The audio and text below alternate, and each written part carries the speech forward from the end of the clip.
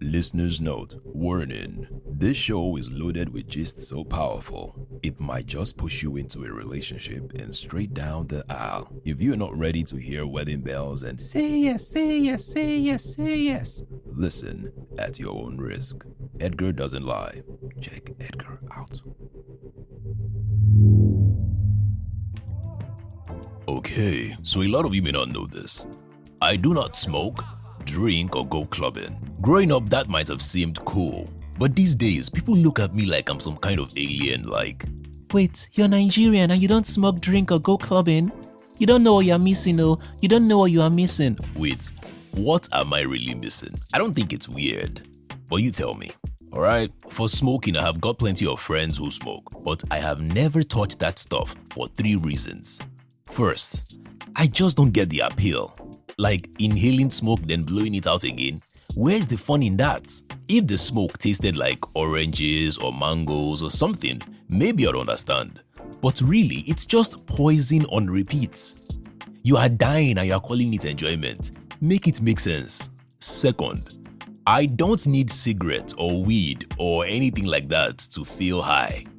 My default setting is already high. I do things that even if you smoked an entire farm, you still wouldn't be able to pull it off. One time, I walked into Zenith Bank pretending to be the CEO's son and fired 2 staff for not dressing right. I just thank God they did not arrest me that day. Another time, I pranked my secondary school teacher pretending to be a cultist and telling him not to give us a test or risk his legs. And you think that I am not high? I got exempted from NYSC camp because I was acting like I was a lunatic, a madman. And at one point, I was even eating grass. Oh boy, the things I have done, only God understands what is going on in my head. And third, let's talk about the costs. Weed isn't cheap, guys. I know a guy who once called me crying on the phone, begging for cash to buy weed, like his life depended on it. And the sad part, it really did feel like his life depended on it. I have seen talented people fall apart because of weed, and I refuse to let that happen to me. So if you are out there smoking, maybe try something healthier, like smoking fish. Now drinking, that's a different story. I have tried it, but my body cannot handle it. The minute alcohol hits my system, my stomach turns into a washing machine.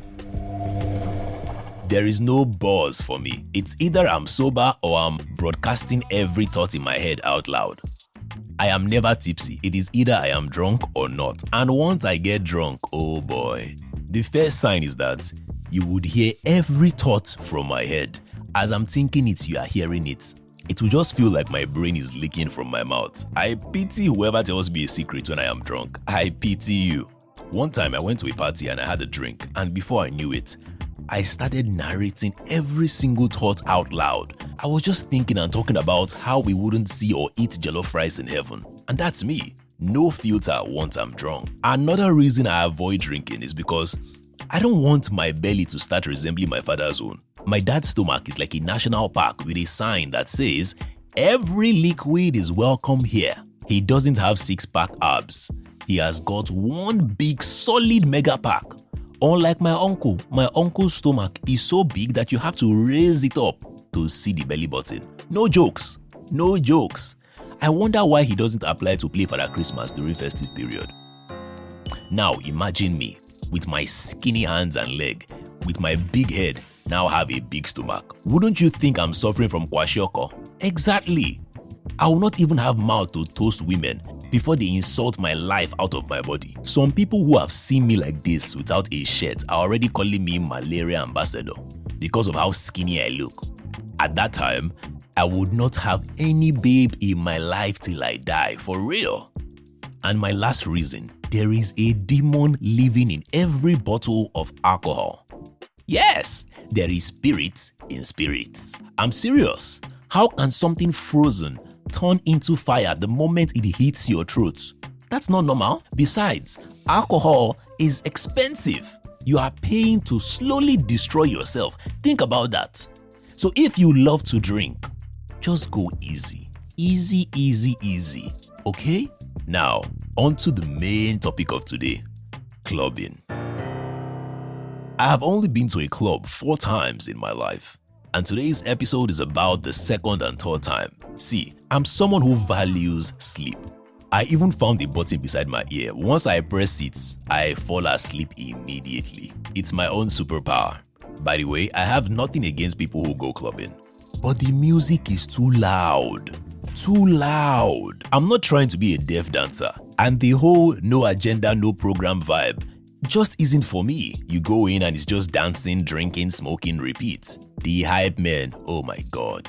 They will say anything to get you to buy another drink or dance. Some of us just came to watch and laugh, not to embarrass ourselves on the dance floor. The first time I went to a club was in 2017. We just finished our final exams and my classmates wanted to celebrate 4 years of struggle by giving glory to God in a club.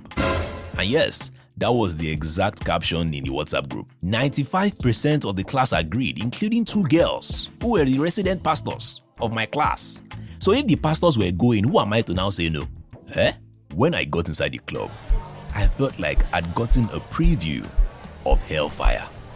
If you see the things I saw, Jesus, people were dancing like they had lost their senses. Classmates who I thought were shy were pulling out moves I've never seen before. The music was so loud that I got a migraine for 30 minutes, and they kept giving me shots with salt and lime, looking like some sort of ritual. Fela was rocking 2 girls at once, and Noel was getting a lap dance like he just won 10 million naira from Who Wants to Be a Millionaire. Then, just when I was about to get some fresh air outside, a stripper approached me and asked, Do you want to get down? I looked her dead in the eyes and said, I will never go down in Jesus' name. I'm only going up. Now, that was my first encounter with a stripper, but that was not my last. To my eternal shame, I once fell in love with one, and today I'll be telling you every detail of that night. You're listening to Why Am I Still Single, the podcast, and this is Red Light Revelation by Check Edgar. Edgar doesn't lie. Check Edgar out. Check. This is a Check Edgar production. A Check Edgar production. This is for the single guys and the single ladies. Edgar doesn't lie. Why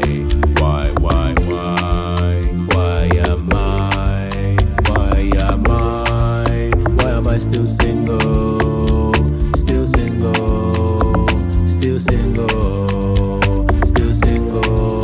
Why am I still? I want a wife and a family. This kind of life is not right for me. I told my guys how things can be. When I fall in love, I fall for real. I know you want me, don't waste my time. I want a girl that is set and fine. I'm going crazy, so please be mine.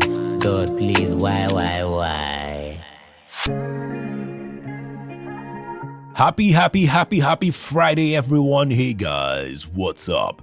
Before we dive into this week's story, I've got some exciting announcement for you. First up, mark your calendars because in just 7 weeks, yes, 7 Fridays from now, we will be hosting the second edition of the TGIF series. Get ready for games, juicy gists, and all the wild stories you guys have sent to me. And here's the best part.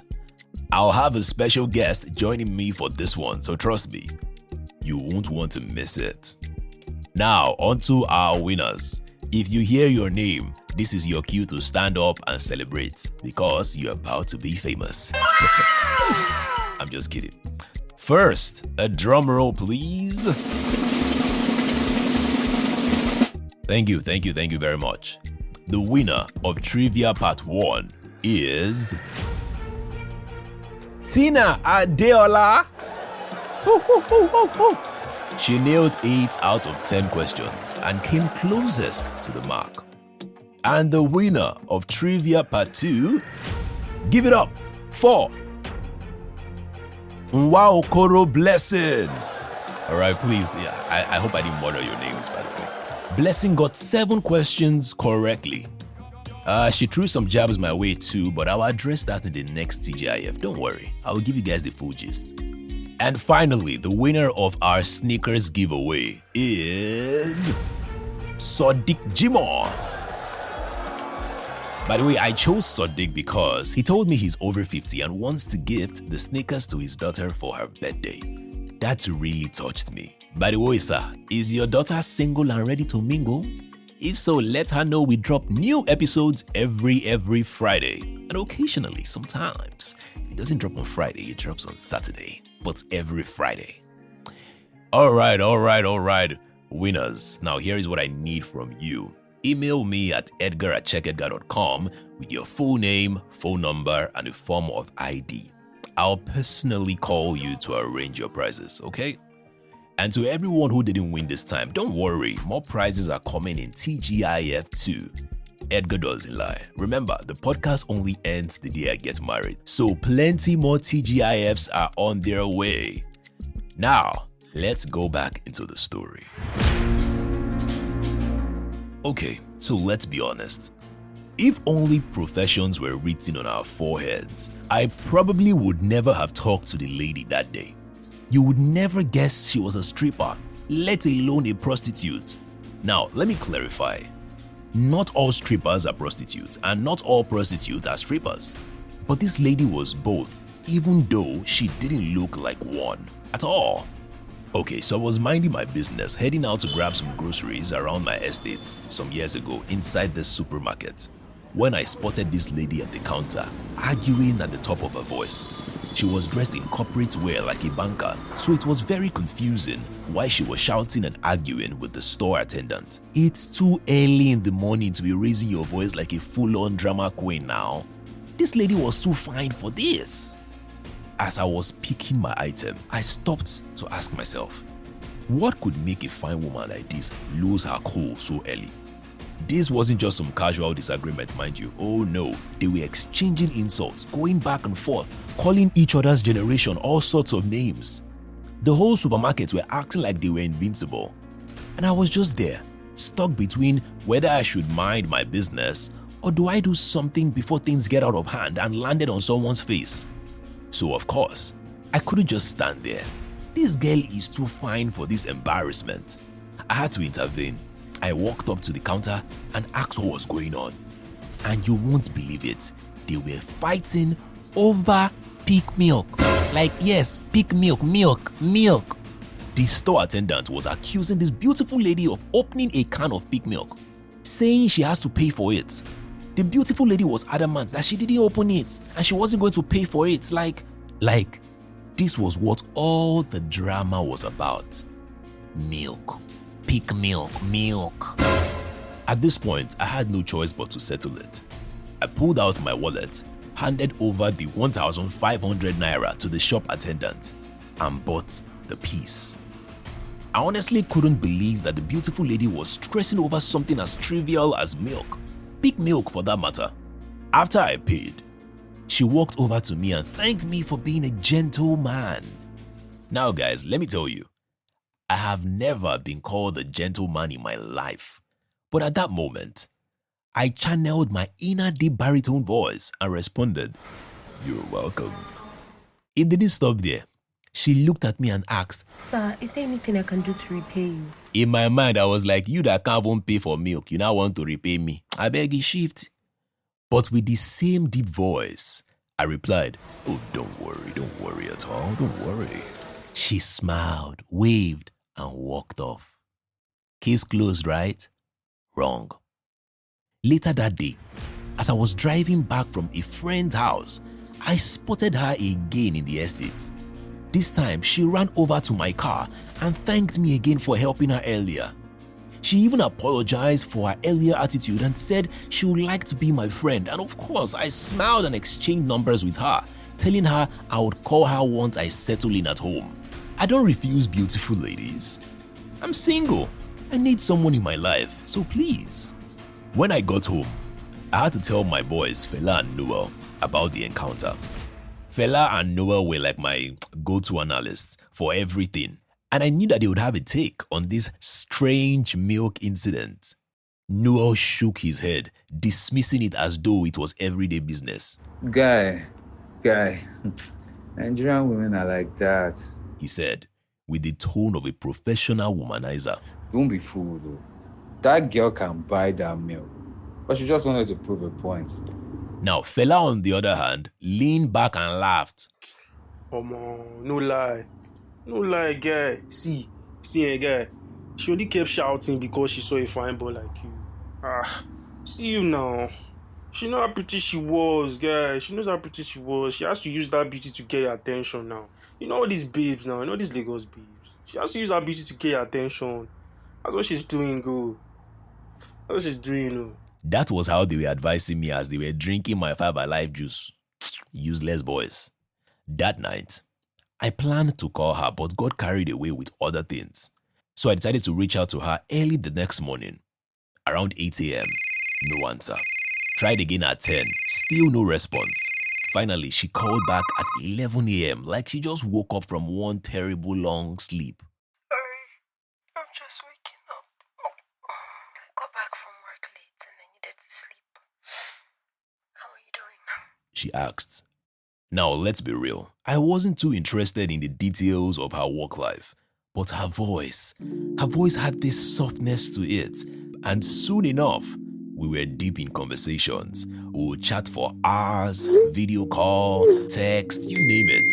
We would talk about me, my interests, my hobbies, everything under the sun. But strangely, she rarely opened up about herself. She was good at diverting conversations back to me, which I didn't mind at first. A few days in, it suddenly hit me that I don't even know her name. I saved her contact as Beautiful Pig Milk, so I would always remember it. You know how we always save contact sometimes now. I figured it was time at least to know what to call her, so I asked her directly. She laughed and finally told me. My name is Uju, but you can call me You? I was a bit confused. She laughed again. It's short and cute, right? I didn't quite get it, but I just went along with it. She became Pick Milk on my phone. Our calls continued, and with every day I found myself more drawn to her. Over the next few weeks, we got even closer. She was witty, charming, and always seemed genuinely interested in whatever I had to say. I'll tell her about my day, my friends, and even share funny stories. She would always laugh at the right time. She would send pictures of herself, and I would do the same. My friends were proud of me that finally, thank God, I could find a lady that they all considered beautiful because they claimed that I have a very poor taste in women. Anyway, her laugh was the kind that could just make you forget your worries. And before long, I looked forward to our daily chats. Every morning without fail, she just sounded exhausted, her voice carrying a faint undertone of strain. When I asked her about it, she just brushed it off, saying work has been very unusually demanding. Her boss makes her work overnight most of the time at the office, that she doesn't like it but she has no choice. Curious, I probed further. She explained that she was working as a personal assistant to a wealthy businessman. The man is all over the place and he has money. She said with a laugh. I basically handle his life for him. You know how rich men can be. High maintenance. Still, her constant fatigue seemed a bit too much for even the busiest personal assistant's job. I just let it go, even though I knew something was wrong somewhere. Every time I tried to dig a little deeper, she would laugh and dodge the question, then find a way to turn the focus back at me. It was almost impressive. One Saturday morning, I saw her at the same supermarket, but she didn't see me. When she left the supermarket, I followed her home just so I could see her place and surprise her with a visit. After staying in the car for some minutes, I sprayed perfume, went to her flat, and knocked on the door. She didn't know it was me. Immediately she opened the door, she closed it back. She was shocked like she had seen a ghost. How did you find my house? You should have told me you were coming now. My house is not arranged. As she was speaking, I could hear her try to arrange the room in a hurry. She kept making up excuses about how her place was a mess because she woke up late and had to arrange it. I just apologized for showing up uninvited, but mentioned that I had a feeling she wouldn't invite me if I asked her for her address. And I was right. She agreed. She said she does not invite men to her house and that I was the first man to visit her in 3 years. I said, okay. She asked if I would take noodles and a drink. I told her I was fine, but she insisted on making it for me as a way of paying back for the good I did at the supermarket. I was just smiling. When she left for the kitchen, I don't know why I kept hearing a voice saying, "Edgar, look under the bed. Edgar, look under the bed. Edgar, look under the bed." When I looked under, I saw things. It was like another world entirely. I saw a big dildo, a pair of crazy high-heeled boots, and what looked like a stripper outfit thrown hazardly under the bed. As I brought out the dildo, she came back and saw me holding it. There was a long, uncomfortable silence. She started stammering. Where did you see that? I said, under the bed. She said, I just bought it to prank one of my friends like that, oh. I don't use it, oh. a prank? Something didn't feel right, but I didn't push it. I left with questions buzzing in my mind. And that night, I couldn't shake the image of what I had seen. The dildo was so big, only if you have a borehole will that thing fit inside you. It wasn't long after that when Fela, my roommate and longtime friend, went to perform music at a club around our area one night. I was at home playing PlayStation when he burst in, looking like he had seen a ghost. Guy, he said, barely able to contain himself. you won't believe what I just saw. Ha! You won't believe what I just saw. I don't even know how to even say it. What? I asked, a bit alarmed. Pick milk. Guy, pick milk. He replied, leaning in as if to make it sound even crazier. You know, remember that your babe now. Your babe, pick milk, guy. Hey! You know that club I went to yesterday now? That club that was there, I was chilling yesterday.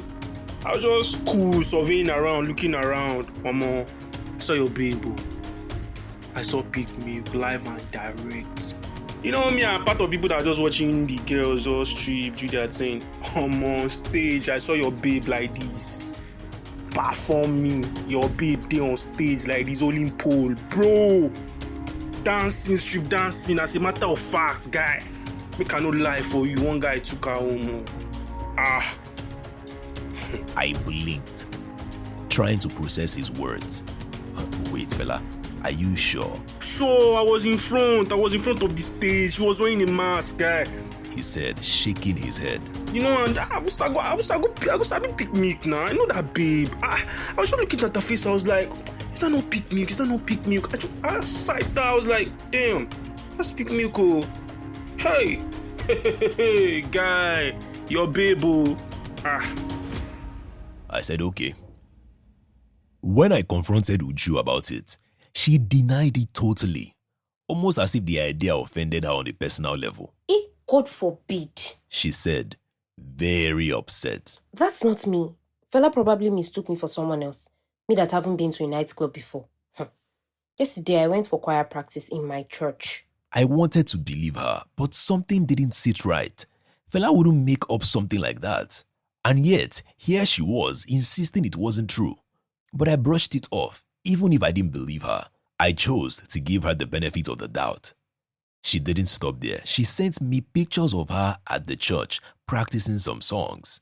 The craziest part was that the date of the picture was the same day Fela said he saw her at the club. That was when I knew something fishy was going on. It's either Fela wants to spoil my relationship with this girl, or this girl is a liar from the pits of hell. I was in love already, but I wasn't going to let that end me. So I made up my mind to find out. We would continue the story after the short break. Promo. Tired of waking up in the morning to a lonely bed? Has your pillow been giving you the silent treatment? Are you tired of rewatching old romantic movies, wondering when it would finally be your turn to fall in love while walking in the rain hand in hand with your soulmate? Well, we have absolutely nothing to solve your problem. In fact, I'm here to offer you nothing. No miracle cure, no magic potion, nothing. Not even a free t-shirt. Just the smooth, buttery sound of my voice. But if you have a business, a product, or even a secret family recipe for jollof rice that you think the world needs to know about, here is your chance. Until I get real sponsors and actual products, you will have to endure these silly ads. But you can change that. Yes, you can be the hero of this podcast by sponsoring an episode. Send me an email to edgar@checkedgar.com if you want to hear your business being advertised in the smoothest, most handsomely voiced way possible. Until then, well, brace yourself. Checkmates, this is what you get.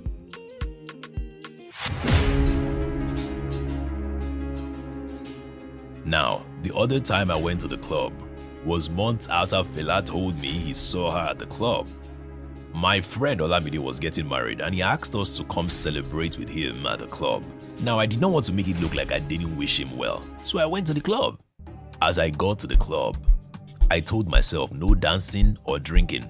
I looked for a quiet place to sit and make videos of everyone dancing. As I leaned back in my seat, my eye caught a figure on stage. She wore a mask and a wig covering part of her face. But there was something. I knew I'd seen that boot somewhere before. My heart skipped a beat. It was Uju, big milk girl, dancing seductively under the red lights. If you see the way she was moving her body, oh my god, like a snake that has swallowed a he-goat. I never knew she could dance like that, talk less of hanging on a pole like someone who wants to cut NEPA lights. The room turned as I watched, every beat of the music amplifying the disbelief and confusion inside me. When she noticed me staring, she froze just for a second, but quickly recovered, dancing even with more intensity, as if she hadn't seen me. The next day I confronted her. She held firm, denying it once more to my face. I told you I'm not a stripper. It's not me. She said. I could tell that she was getting upset. The worst part was that even though I saw her, there was this boldness in her voice that made me think again whether I actually saw her or I was drunk. I mean, after all, anyone can buy that kind of boot. I wasn't sure at this point. The breaking point came one day like that, when I caught her physically fighting with another woman in her compound. I'd been on my way to see her when I spotted them, like they were throwing blows and tearing each other clothes. The whole thing looked like WrestleMania 47. Ashawo thief. You only follow men that I follow. Nonsense. I'm not paying you anything, idiot. When Uju noticed I was around her, she tried to calm the other lady down and change the topic, but the other lady only grew more agitated. The truth hit me like a punch to the gut. I couldn't watch them, so I walked up, fished out my wallet, and handed the other lady the cash she was demanding. 5,000 naira. Like 5,000 naira. She looked at me with disgust on her face, then shrugged and walked off. Uju couldn't look at me. Her face was mixed with shame and relief. She tried to say something, but the words got stuck in her throat.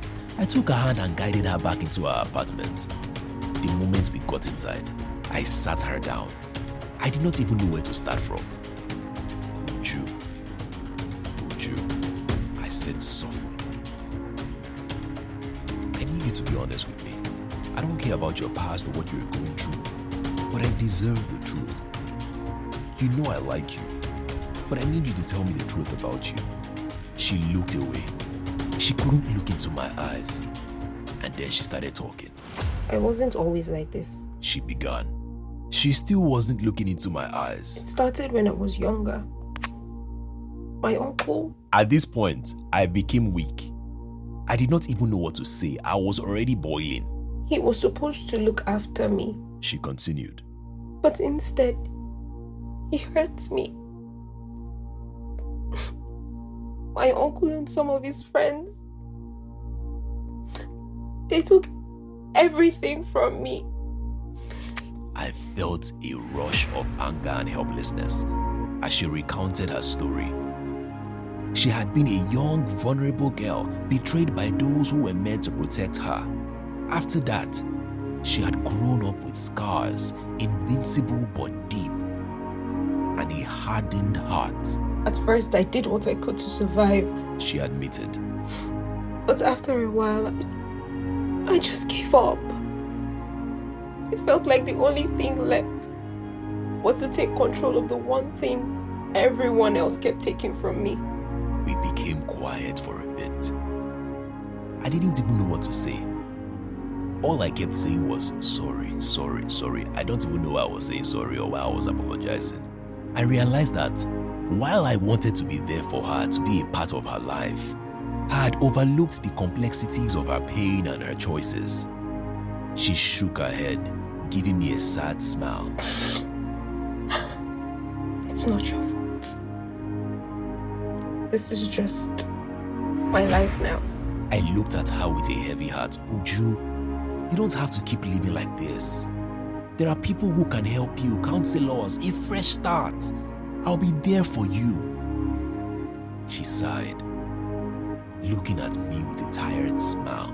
You think it's that easy? She whispered. I'm not some project you can fix, you know. I don't want you to keep waiting for me to change. This is who I am. And as much as I wish it were different, I don't know if I can be the person you want me to be. Her words stung, and yet I knew there was truth in them. I knew that for her to change, she needed time. But for some reason, she didn't want to change. She didn't want to change. She had grown too deep into this to change. In the end, she was right. I wanted a version of her that perhaps didn't exist anymore. An Uju that is untouched by her past, unburdened by her trauma. And as much as it hurts to admit, my love couldn't erase the pain she carried for so long. A few months later, I had to move houses, and when I told her, she felt very unhappy. She hugged me tightly, thanking me for being a light in her life. Even if it was brief, I remember her saying, If you need to see me, you know where to find me. And with one last look, she walked away, disappearing down the street as I stood there, watching the woman I loved, lost to her own battles. It took me months to fully let go, to stop replaying every memory and wondering if I could have done something differently. But in time, I understood that love doesn't always mean saving someone. Sometimes it means letting them go, allowing them the space to heal in their own way. I kept her story with me, a reminder of the hidden battles people fight and the scars we can't see at first glance. Loving Uju was both a gift and a lesson, a painful but beautiful reminder that sometimes the greatest love is knowing when to walk away, especially when you see two women fighting for a can of milk.